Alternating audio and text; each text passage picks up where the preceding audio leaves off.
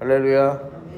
오늘도 말씀을 깨닫는 지혜와 응답받는 기도의 은총이 우리에게 넘치게 될 줄로 믿습니다. 지난 창세기 15장에서 하나님은 저 하늘에 무수한 별을 보여주시며 아브라함에게 그 후손을 약속하셨습니다. 하나님의 약속은 이미 선포가 되었어요. 그런데 이 아브람과 이 사레의 삶은 변함이 없었어요. 그러다 보니까 이 아브람과 사레가 이 하나님의 선포된 약속에 이 믿음으로 반응하지 못하고 이 사람의 생각으로 반응하였을 때 어떠한 결과가 나오는지를 우리는 보게 됩니다. 1절에 보시면 아브람의 아내 사레는 출산하지 못하였고 그에게 한 여종이 있으니 애굽 사람이요 이름은 하갈이라, 그렇게 소개를 합니다. 이 하갈은 아브람이 애굽에 있을 때 얻은 이 여종으로 그렇게 추측을 해볼 수가 있어요. 그러면서 2절부터 보시면은 사레가 아브람에게 이르되 여호와께서 내 출산을 허락하지 아니하셨으니, 지금 그 하나님께서 약속하신 그 약속만 믿고 가나안 땅에 왔어요. 여기에 거주한 지 10년이라는 시간이 지났습니다. 근데 10년이라는 시간이 지나는 동안 자녀가 없잖아요. 자녀가 생길 기미가 보이지 않아요. 그러니까 이 사례가요, 내 출산을 허락하지 아니하셨어요. 하나님께서 약속을 지키지 않으셨다라고 생각하는 거예요. 사실 이 모든 사건의 결과를 다 알고 있는 우리는 하나님이 약속을 지키시지 않는 게 아니라 아직 하나님의 때가 되지 않았다는 것을 우리는 알지만, 이 당사자의 입장에서는 이 하나님이 약속을 지키지 않는다 이제 생각할 수 있는 거죠. 그래서 이 사례가 더 이상 기다리지 못하고 그 당시 이제 풍습대로 자연스럽게 자신의 여종인 하갈을 통해서 이 아브라함의 이 자식을 낳고자 했습니다. 아브라함이 사레의 말을 들었다라고 하는데, 이거는요, 이 귀 기울여 듣고 순종했다는 거예요. 그러니까 사레가 이렇게 얘기하니까 아브라함이요, 깊은 고민 끝에 그것을 받아들였다라는 거죠. 여러분, 이 사람의 방법과 하나님의 방법은요, 분명하게 다릅니다. 당장 눈앞에 우리가 원하는 일들이 이루어지지 않는다 하여도요, 우리는요, 이 문제를 해결하기 위해서 인간적인 방법들을 들고 와서 인간적인 방법으로 이 해결을 하려고 하면 안 됩니다. 하나님을 신뢰하며 하나님의 때를 기다리며 그렇게 인내하는 그 훈련의 시간이 필요함을 여러분 기억하시기를 바랍니다. 이 아브라함이 이제 하갈과 동침을 해서 자녀를 얻게 됩니다. 여기까지는 사례가 계획했던 가장 이상적인 모습이죠. 그런데 여러분, 사람의 생각에는요, 사람이 추진하는 데에는요, 분명한 한계가 있어요. 그리고 이 언제 어디서든 문제가 생겨날 수 있어요. 이 하갈이요, 임신을 하게 되자 지금까지 이 사례에게 했던 태도와 전혀 다른 태도를 보이게 됩니다. 그 주인을 멸시하는 거죠. 여러분, 하나님의 약속을 기다리지 못해서요, 그 인간적인 해결책을 가지고 나가면요, 반드시요, 거기에는 또 다른 문제가 발생되는 이 부작용이 있어요.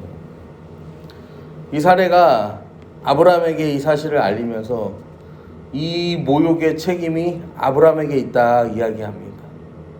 그래서 아브라함은요, 사례가 원하는 대로 해라 그렇게 이야기해요. 여러분, 사실 이 사례의 반응이나 하갈의 반응이나 다 우리가 이해가 안 되는 건 아니죠. 그런데 이 둘 다 뭘 못하고 있냐면은 이게요 하나님이 원하시는 방법이 아니다라는 것을요 아직도 깨닫지 못하고 있는 거예요. 사례는 자기가 이 멸시를 당하는 데에 대한 책임이 아브라함에게 있다. 하나님께서 약속하신 건데 책임을 누구에게 묻습니까?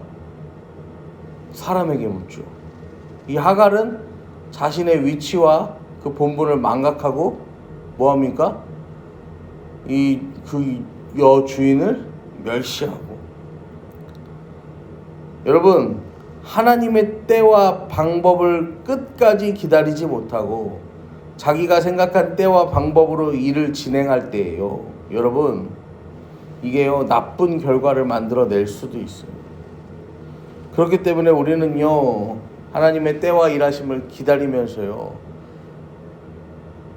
믿음으로 이 하나님의 일하심을 기다릴 수 있어야 하죠. 그래서 이 하갈이라는 여종이 도망을 해요. 이 괴롭힘에서 벗어나야겠다라고 생각하고 도망을 합니다. 그 도망하는 가운데에서 이 하나님의 사람을 만나죠.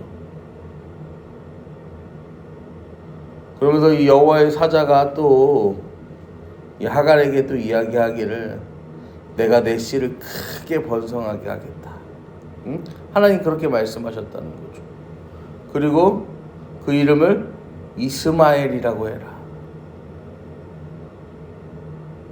그리고 하갈이 거기서요 나를 살피시는 하나님이라는 의미로요 부엘라 헤로이라고 그렇게 그 하나님의 사자를 만난 이 셈의 이름을 지어 부릅니다.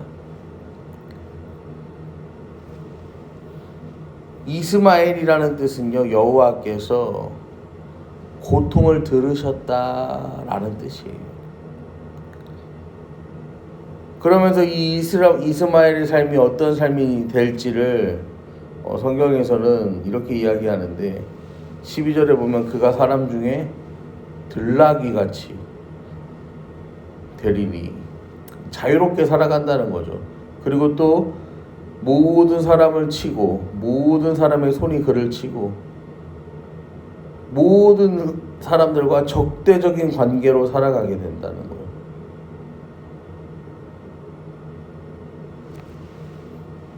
사실 그렇게 좋은 뜻은 아니에요.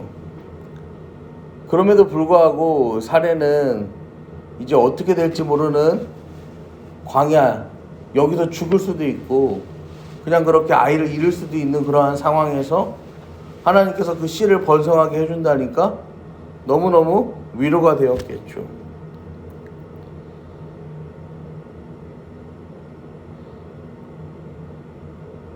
아브라함과 사례의 인간적인 방법으로 하갈이 잉태하게 된 것은요 그렇게 태어나게 된 이스마엘은요 하나님이 원하신 첫 번째 계획이 아니었어요. 하지만 하나님은 하갈과 이스마엘도 불쌍하게 여기셨고 그 여종의 고통도 들으셨다라는 것입니다. 여러분 오늘도요 우리가 함께 기도하실 때 여러분 하나님은요 그래도요 우리의 고통 중에 드리는 이 간구를요 절대로 그냥 지나치지 않으신다 라는 것입니다.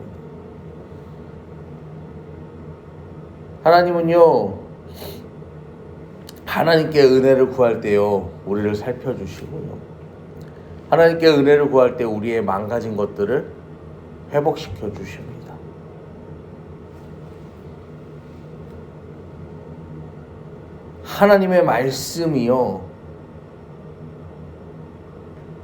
하나님의 말씀이 우리의 삶에요 어떠한 상황 속에서도요 꼭 이루어진다라는 그 믿음을 갖고 오늘을 살아가는 저와 여러분 되기를 축복합니다. 지금 우리가 서 있는 이 자리가요, 우리가 살아가는 이 삶의 자리, 이 모든 삶의 현실들이요, 어떻게 내가 원하고 바라던 모습으로만 살 수가 있겠습니까? 하지만 내가 원하고 바라는 모습이 아니다라고 해서요, 내 삶에 하나님이 함께 하시지 않는 건 아니에요.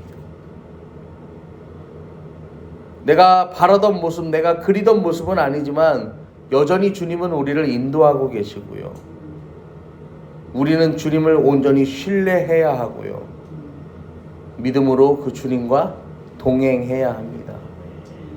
여러분, 그러한 삶을 살아가는 저와 여러분이 되기를 간절히 축복합니다.